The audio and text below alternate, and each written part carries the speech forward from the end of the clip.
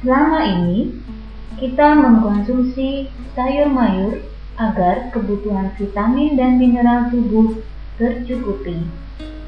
Di pasar tradisional maupun di supermarket, kita dapat membeli sayuran segar. Namun, pernahkah kita tahu bagaimana kualitas sayur tersebut dan bagaimana proses budidayanya?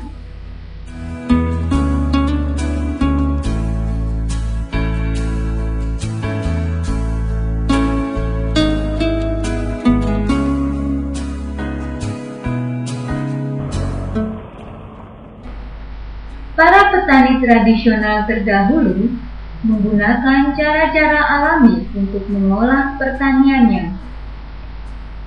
Mulai dari proses pengolahan tanah, pemilihan bibit, dan perawatan tanaman, semuanya dilakukan dengan memanfaatkan bahan-bahan alami yang didapat dari lingkungan sekitarnya.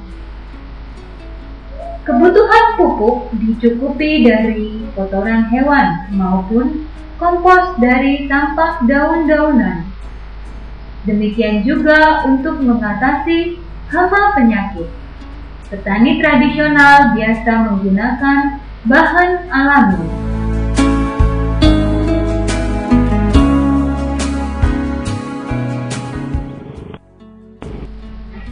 Saat ini, para petani lebih memilih menggunakan pupuk kimia sintetis karena dinilai lebih praktis. Pupuk kimia sintetis tersebut terbukti mempercepat proses pertumbuhan, namun secara pasti juga akan mengurangi tingkat kesuburan tanah apabila digunakan secara terus-menerus.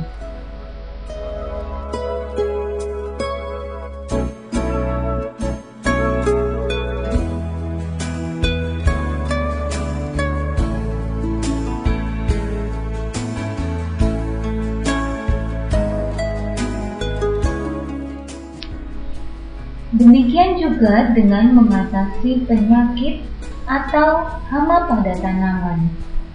Petani modern lebih mengandalkan penggunaan pestisida sebagai satu-satunya cara untuk menghilangkan hama atau penyakit pada tanaman.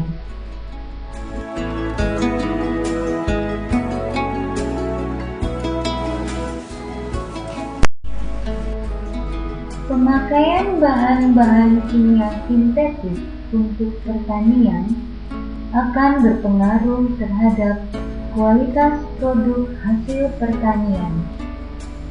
Dengan demikian, konsumen produk pertanian secara tak langsung akan mengkonsumsi bahan-bahan kimia sintetis tersebut.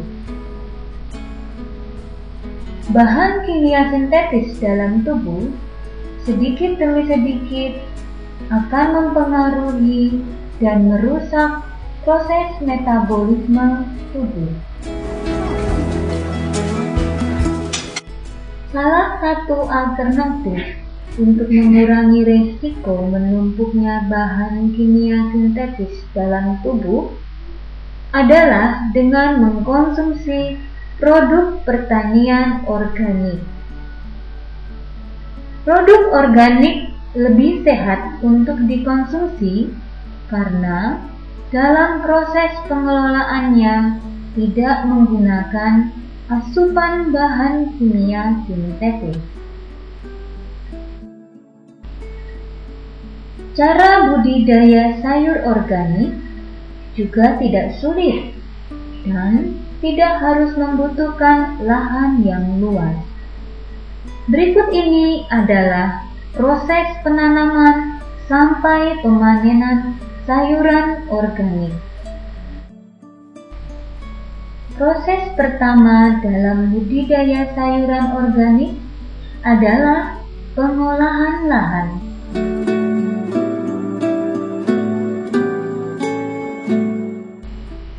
Dalam pengolahan lahan, ada beberapa proses yang dilakukan, yaitu pembersihan lahan. Bersihkan lahan yang akan ditanami dari rumput ataupun gulma. Rumput atau gulma yang diperoleh dari lahan tidak perlu dibuang, karena dapat dicampur dengan tanah.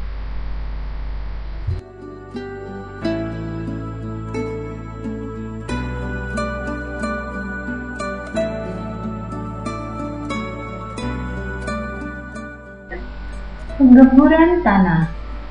Tanah digemburkan dengan cara membolak-balikan tanah sampai tanah terasa tidak keras. Penggemburan tanah bertujuan untuk mempermudah penyerapan unsur hara oleh tanaman dan agar zat renik lebih aktif secara alamiah dalam tanah.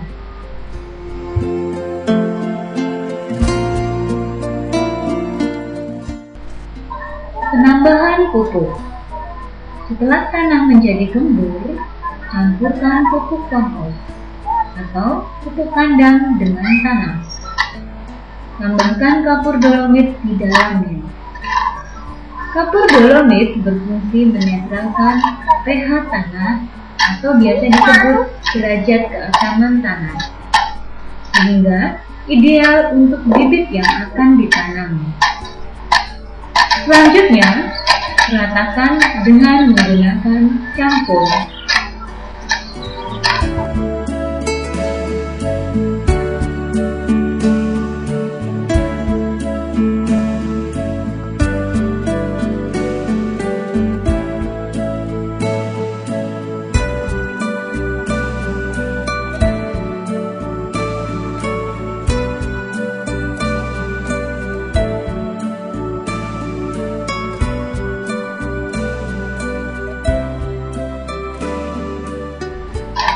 Pembuatan bedengan.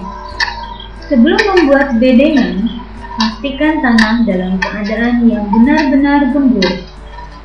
Pembuatan bedengan disesuaikan dengan jenis tanaman yang akan ditanam.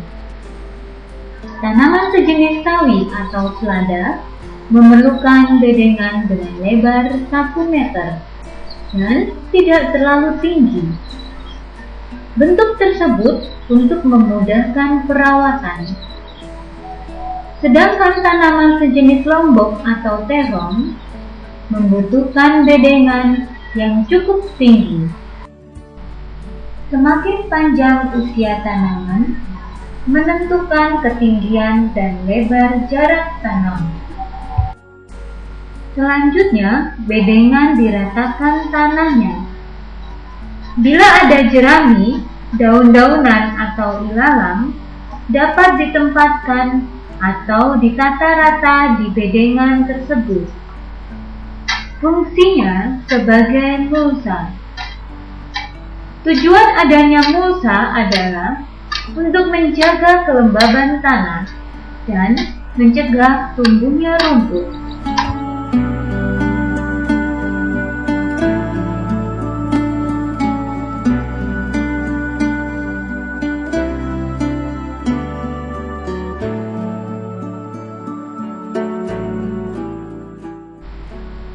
Setelah proses pengolahan lahan, tahap berikutnya adalah tahap penanaman. Sebelum menanam, yang perlu disiapkan adalah benih. Benih dapat dibeli di toko-toko pertanian atau dikembangkan sendiri. Benih yang dikembangkan sendiri diperoleh dengan cara memilih tanaman yang subur dan sehat. Kemudian, dipelihara sampai membuahkan biji yang bagus. Keuntungan dari menggunakan benih yang dikembangkan sendiri adalah benih lebih mudah beradaptasi terhadap suhu maupun iklim setempat. Benih yang unggul atau layak tanam dapat dilihat dengan cara memasukkan benih ke dalam baskom yang berisi air. Benih yang mengambang adalah benih yang kualitasnya tidak bagus. Sedangkan benih yang tenggelam adalah benih yang unggul dan layak tanam.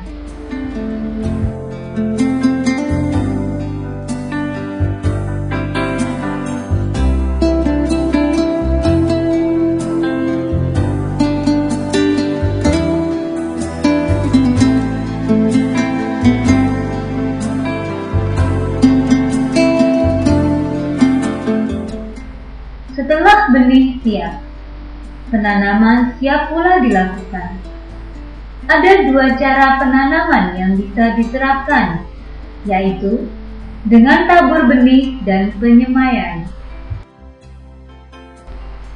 Cara penanaman dengan tabur benih bisa dengan cara menggaris lahan, kemudian memasukkan benih dan tutup tipis-tipis dengan tanah.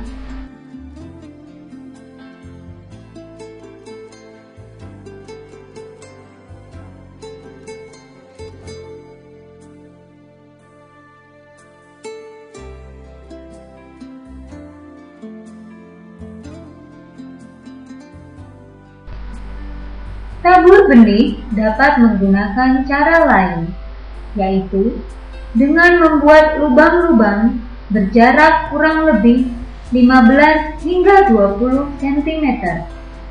Lalu, benih dimasukkan dan tutup dengan sedikit tanah. Cara kedua dengan penyemaian.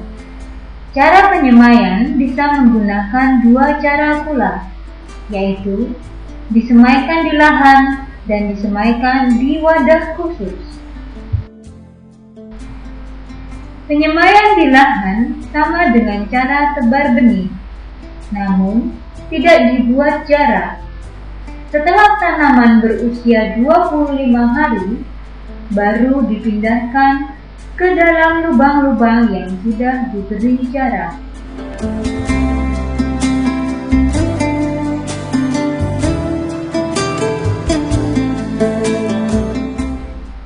Sedangkan cara yang kedua adalah seperti berikut.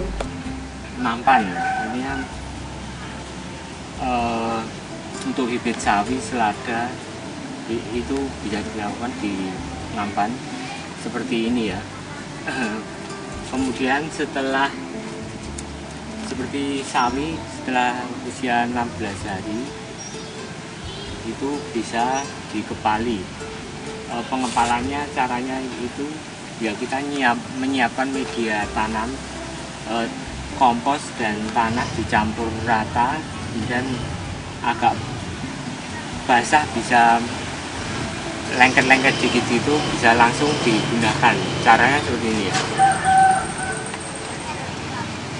Tanahnya diratakan di tangan, langsung sawinya ditempel ini, langsung ditutup.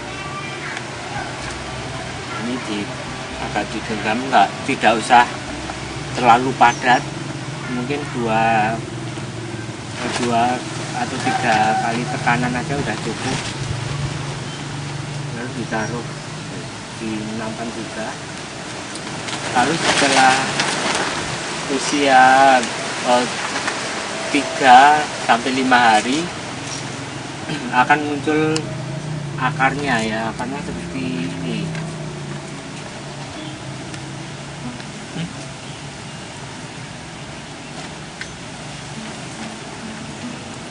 Nah, seperti ini. Kalau udah muncul akarnya ini udah bisa langsung ditanam di lahan.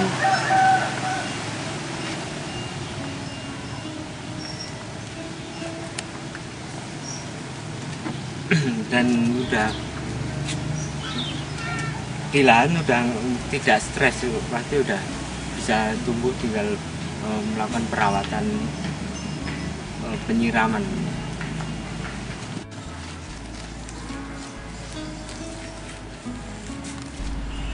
Penanaman dengan cara tebar benih dan penyemaian memiliki kelebihan dan kekurangan sebagai berikut. Ya, ini kami punya model atau sistem penanaman.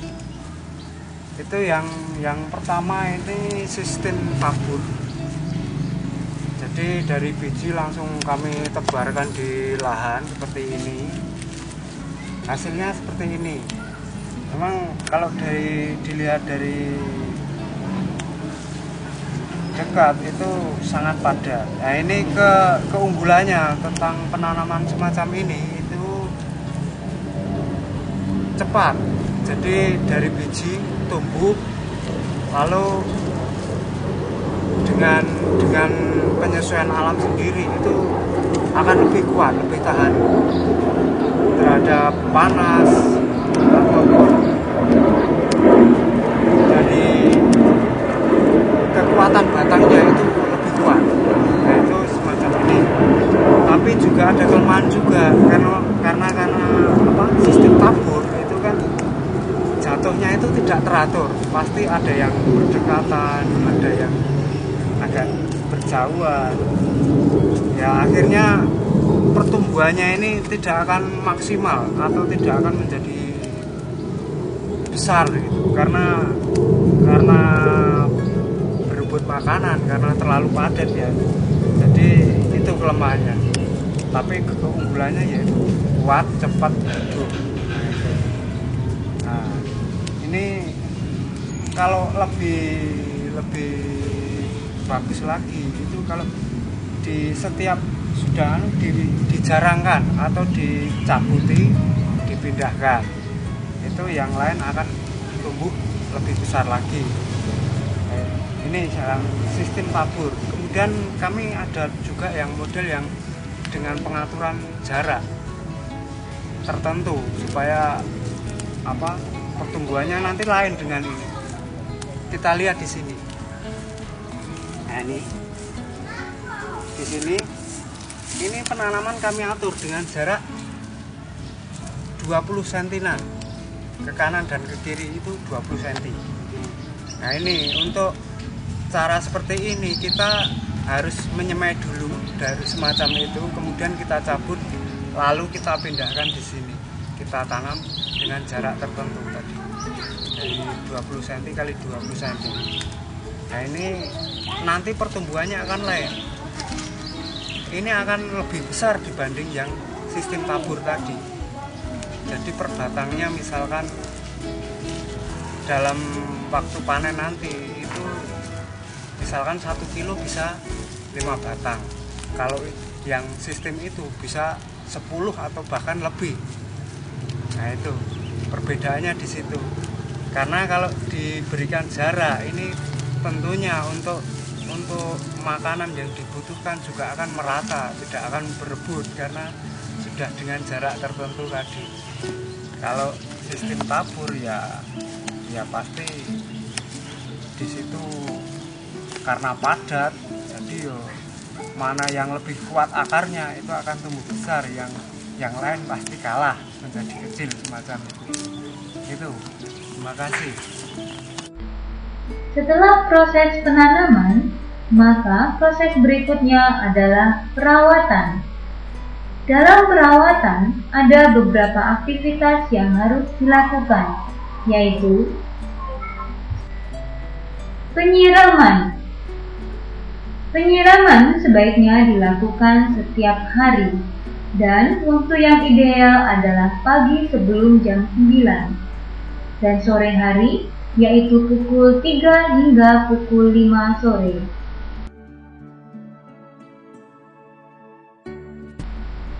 Pada saat pagi, biasanya stomata atau mulut daun sedang terbuka, sehingga sangat membantu proses penyerapan air untuk tanaman.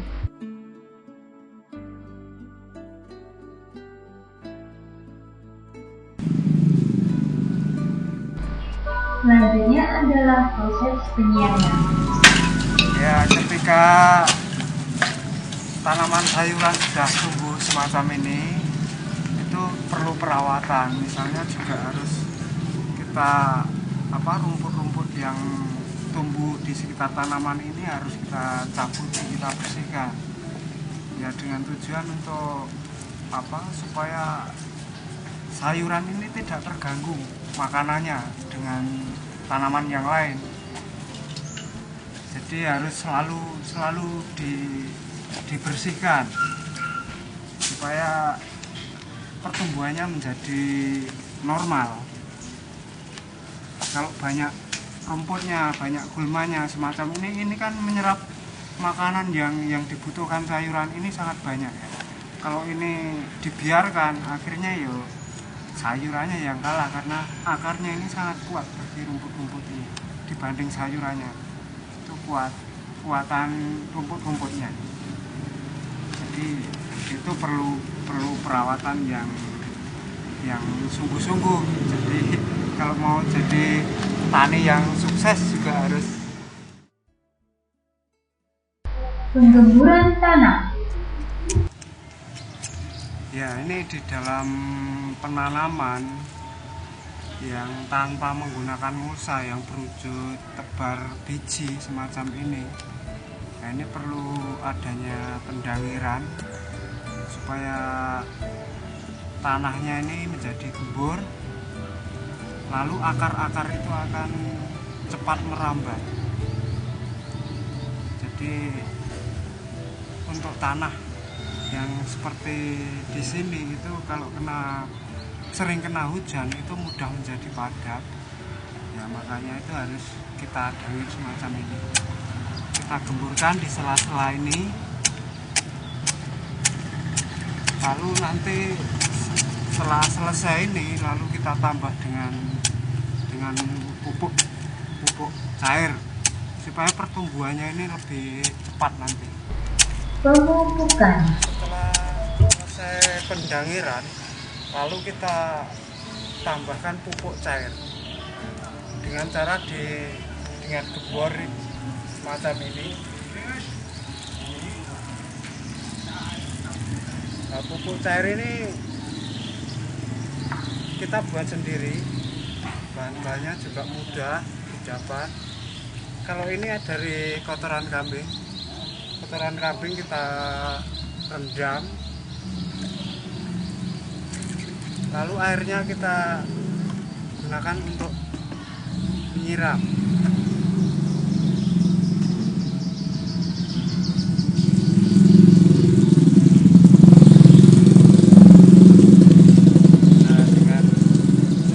Sela tanaman ini kita sirami. Ada tanah yang sudah gembur.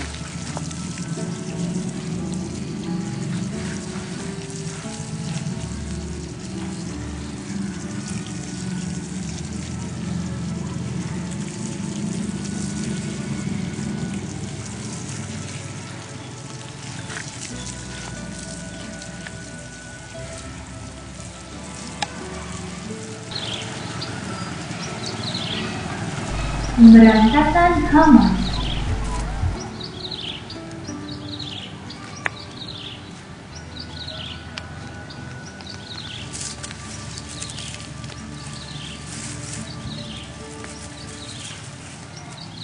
Di dalam perawatan tanaman sayuran, itu kita juga harus di samping kita membersihkan rumput-rumput yang ada di sini setiap saat, itu kita juga bisa mengontrol tanaman itu diserang hama atau tidak.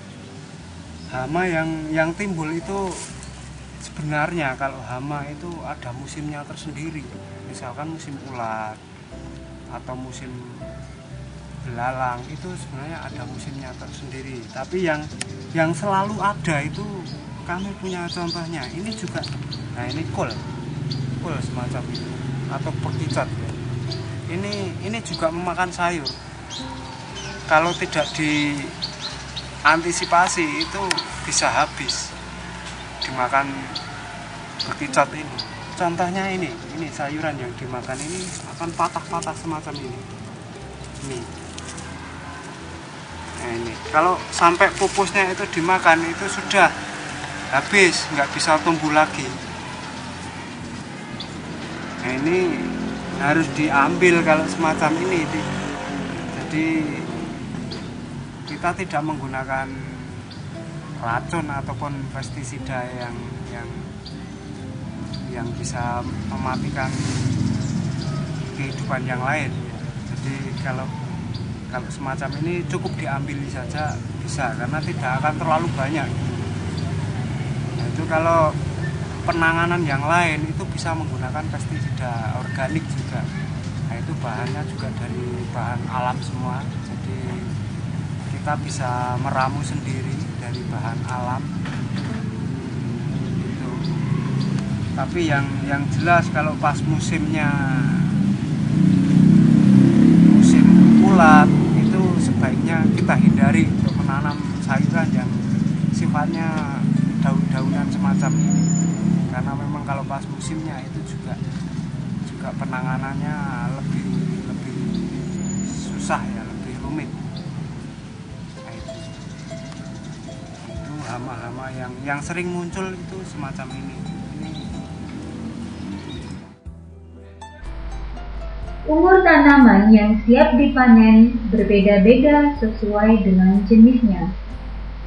Umur panen tanaman sawi adalah 40 hari, sedang kangkung dan bayam 30 hari. Cara pemanenan sebaiknya mencabut sayur hingga ke akarnya. Hal itu karena untuk mempertahankan daya tahan sayur. Tanaman sayur yang sudah dipanen selanjutnya dicuci untuk membersihkan kotoran yang menempel pada akar, batang, dan daun. Pencucian juga bertujuan agar tampilan sayur tampak bersih dan segar.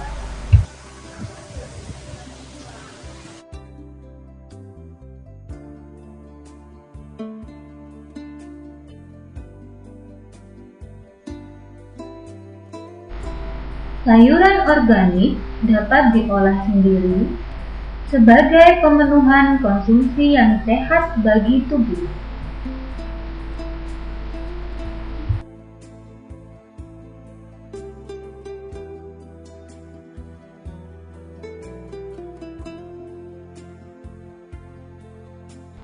Dengan mengkonsumsi bahan pangan organik, kita dapat menjaga kualitas hidup sehat maupun kualitas lingkungan hidup kita.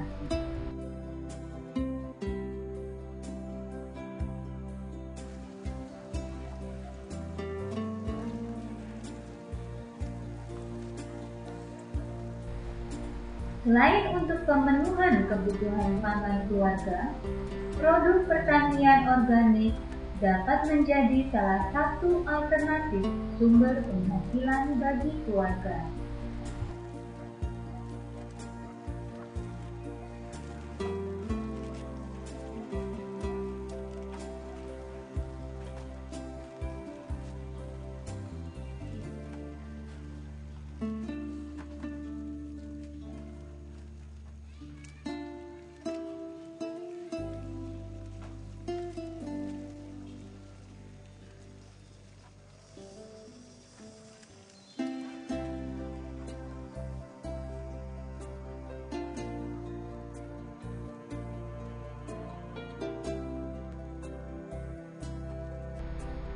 Semoga proses budidaya tanaman organik ini dapat dipraktekkan di tingkat keluarga maupun di komunitas Anda. Selamat mencoba.